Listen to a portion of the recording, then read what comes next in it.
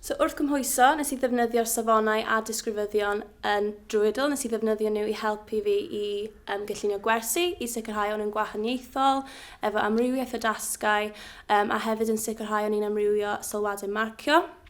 Hefyd, o'n nhw'n rili bwysig i helpu fi sylweddoli bod o'n bwysig i gydweithio efo adrannau arall yn yr ysgol, so paid o just sticio efo adran fi. Oedd o'n bwysig i fi ddysgu bod angen weithio mynd am gyngor a chymorth i adrannau gwahanol, i gael syniadau mwyn datblygu ymhellach yn ystod y gyfnod yna.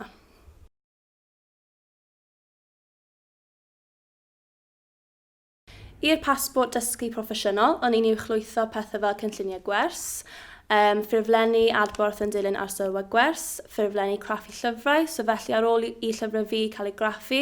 oedd athrawon yn llenwi fewn ffurflen i ddangos o'n i'n dilyn polisi'r ysgol. Hefyd o'n i'n uwchlwytho tystiolaeth o lyfrau plant i ddangos a profi o'n i'n amrywio dillio dysgu, gwahaniaethu, asesu ar gyfer dysgu a hefyd sylwadau marcio i ddangos cynnydd y plant.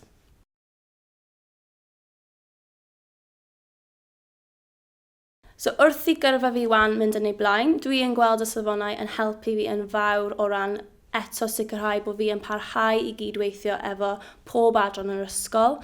mwyn sicrhau cysondeb a hefyd yn bennaf i sicrhau bod fi o hyd yn edrych ar wefannau addysgu i wneud yn siŵr bod fi yn amrywio gwersi. Mae'r cwricwlwm o hyd yn newid, so mae'n bwysig bod fi hefyd yn newid gyda hwnna i sicrhau bod y plant yn cael addysg gorau posib, a hefyd i sicrhau bod fi o hyd yn gofyn am gyngor os angen i sicrhau bod gwersi fi